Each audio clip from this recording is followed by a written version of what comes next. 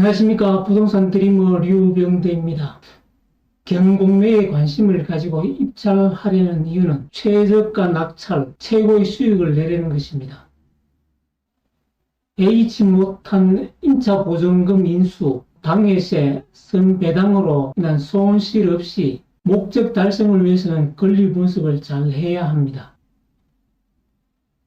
권리 분석이란 미수되는 권리 없이 예의치 못한 보증금 부담 및 당해세 부담 같은 큰 손실 없이 낙찰을 받는 것입니다. 먼저 말소 기준 권리를 찾아야 합니다. 말소 기준 권리는 압류, 가압류 등 7가지가 됩니다. 앞서는 등기 순위를 확인을 해야 됩니다. 다음에는 계약력 있는 임차인 또는 유치권과 같은 인수되는 권리도 분석을 해야 되겠죠. 그리고 선배당을 함으로써 낙찰자에게 손실을 부담할 수 있는 배당 순위도 확인을 해서 손실이 없도록 권리를 분석하는 것입니다. 등기상 권리와 공부에 기재되지 않는 현장에서 확인해야 될 최우선 변제권이라든지 유치권 또는 공법상 제한사항인 토지이용계획 확인은, 그리고 권리 외에 표시상 하자 또는 불법 건축물로 인한 차후 부담하게 될 이행강제금 부담 등 손실을 방지하기 위한 조사를 해야 됩니다. 주변 시세는 물론 당해 물건 시세도 확인하고 관리비 연체가 없는지, 명도 관계가 복잡하지 않는지 등을 전반적으로 조사를 한 후에 입찰을 해야만 목적을 달성할 수가 있겠습니다. 그리고 선배당 부분에 대해서 세밀하게 확인을 해야만이 손실을 없앨 수가 있습니다.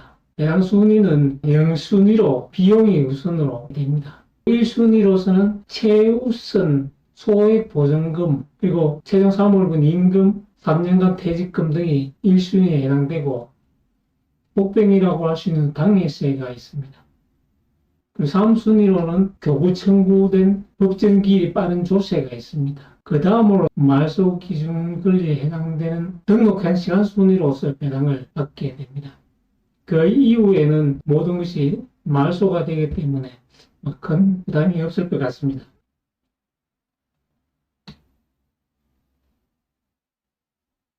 그리고 주의해야 될 선배당 3인방이 있습니다. 경비는 0순위로 배상되기 때문에 제외하고 최우선으로 변제해야 될 부분이 주임법 상임법에 규정된 소액임차 보증금에 해당됩니다. 일정 보증금 이내에서 소액으로 서울 지역에는 1억 5천만 원 이하일 경우 5천만 원이 최우선 보증금이고, 광역시일 경우에는 보증금이 7천만 원 이하이면서 2,300만 원이 최우선으로 보상되는 부분이 있습니다. 이 기준은 저당권 설정 기준으로 합니다. 그리고 사업자일 경우에는 최종 3월분 임금 또는 최종 3년간 퇴직금, 재보상금 등은 최우선으로 변제되기 때문에 잘 살펴봐야 됩니다. 임금이 상당히 많은 부분을 차지하기 때문에 주의를 해야 되는 부분입니다. 그리고 복병인 당해세가 우선 배당이 됩니다. 당해세라는 것은 경매 진행되는 물건에 부과된 국세로서 사무소세, 증여세, 종부세가 해당되고, 지방세는 재산세 및 지방교육세가 포함이 됩니다. 취득세는 당해세는 해당되지 않지만 당해세처럼 취득되기 때문에 이 부분도 관심을 기울여야 됩니다. 그리고 압류나 교부 청구된 조세에 대해서는 법정기일이 있습니다. 법정기일이 담보권보다 빠를 경우에는 먼저 배당이 됩니다. 양도세, 종합소득세, 부가세, 법인세 이런 것들이 포함이 되는데 금액이 크기 때문에 교부 청구된 부분은 잘 살펴봐야 되겠죠. 법정기일은 신고 납부해야 될 세금일 경우에는 신고일이 또는 정부에서 부과되는 부분에는 고지서 발송일이 법정기일이 됩니다. 이 법정기일이 담보권보다 빠를 경우에는 선배당이 됨으로써 차후에 임차 보증금을 배당을 받지 못함으로써 낙찰자가 임차 보증금을 인수해야 되는 그런 위험이 존재하기 때문에 선배당 3인방을 잘 확인을 해야 됩니다. 이 담보권 이후에 배당은 배당임을 받든 안 받든 다 소멸되기 때문에 큰 문제가 없을 것으로 보면서 순위는 우선 변제에 해당되는 저당권, 전세권, 확정일자구 임차인이 4순위에 되고 1순위에서 배당받지 못한 임금 채권이 5순위 되며 법정기일이 늦은 조세 채권이 6순위가 되며 국민연금과 같은 4대 보험이 7순위가 됩니다. 마지막으로 가압류 채권 등 일반 채권이 안분 배당을 하게 됩니다. 남은 금액이 있으면 소비자에게 돌려줍니다. 4순위 이후부터는 말소되기 때문에 큰 비중을 두지 않아도 될 것 같습니다. 조세 부분에 대해서는 배당 종기일 이전에 청구된 부분을 잘 살펴봐야 됩니다. 법정기일이 표시가 되어 있습니다. 이 부분이 말소 기준 권리보다 앞서는지 뒤서는지 잘 살펴봐야 되겠죠. 세무 코드가 당해세인지 일반 조세인지 잘 살펴봄으로써 예기치 못한 손실을 예방할 수가 있습니다. 대부분 경매정보 사이트를 한번 보겠습니다.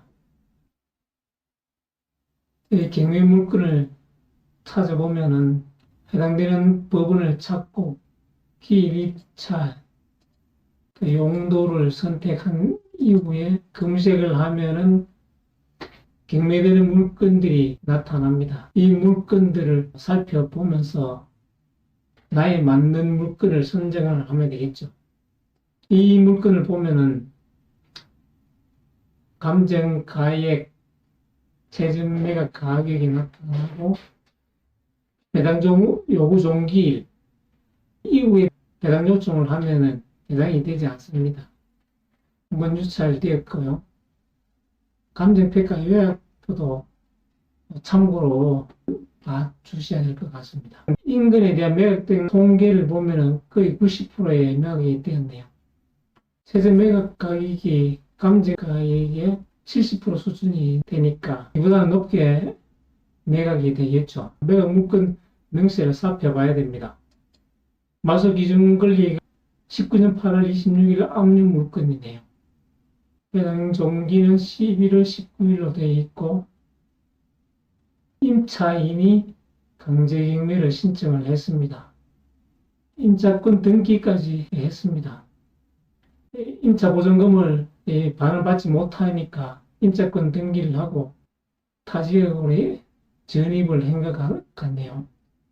매각 물건 명시에 보면은 중요사항을 표시하도록 되어 있습니다.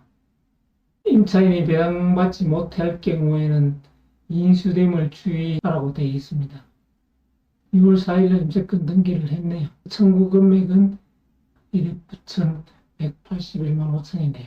현황 조사서를 보면은 점유관계는 한 명으로 12월 2일 날 대항력을 갖추었습니다. 감정평가서도 참고사항으로 보시면은 그런 여건도 확인할 수 있기 때문에 참조하시면 좋습니다. 그리고 사건 명세를 보면은 당사자 내역이 있는데 이 부분에 대해서 나타나 있지 않기 때문에 국세 교부권자들을 살펴보기 위해서는 경매계에서 열람이 복사를 해와서 상세히 분석을 해봐야 될 것 같습니다. 최저가는 1억 6,100만 원입니다. 중요한 부분은 교부권자의 교부 청구서를 상세히 살펴봐야만 당해시인지 법정기일에 앞서는 채권인지 확인을 할 수 있겠죠. 송달 예액도 살펴봐야 됩니다. 송달이 되지 않을 경우 경매가 늦어질 가능성이 있습니다. 문제가 없습니다.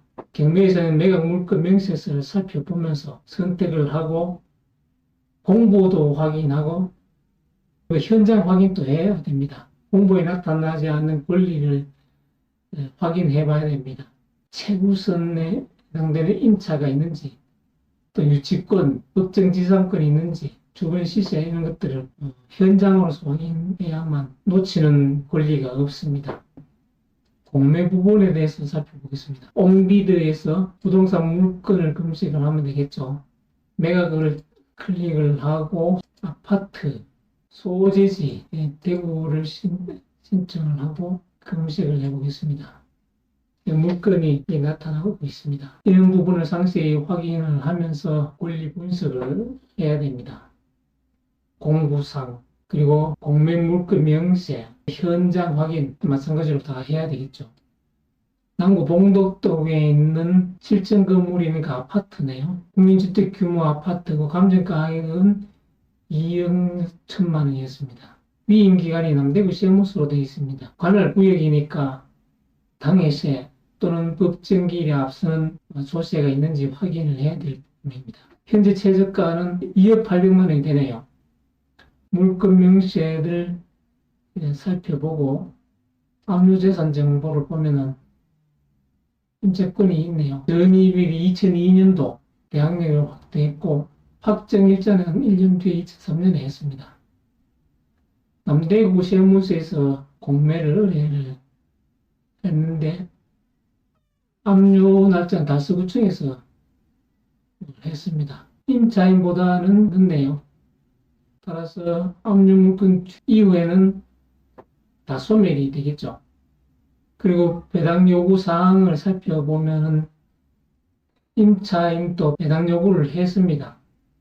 그리고 남구청 세무관이 재산세에 해당되는 부분 외에 여러 가지 세금이 상당히 많네요. 그리고 남대구 세무서니까 국세에 해당되는 당해세뿐만 아니라 여러 가지 국세가 많이 있는 것 같습니다. 이런 부분은 입찰하지 않는 것이 좋겠죠. 점유가 되어 있지 않는 것은 임차권자가 임차권 등기를 했기 때문에 가지고 전입한 것으로 나타납니다. 당해세와 법정기일에 앞서는 조세가 있기 때문에 잘 살펴봐야 될 것 같습니다. 이와 같이 권리 분석에 대해서 오늘은 살펴봤습니다. 앞으로 더 좋은 정보로 다시 찾아뵙겠습니다. 감사합니다.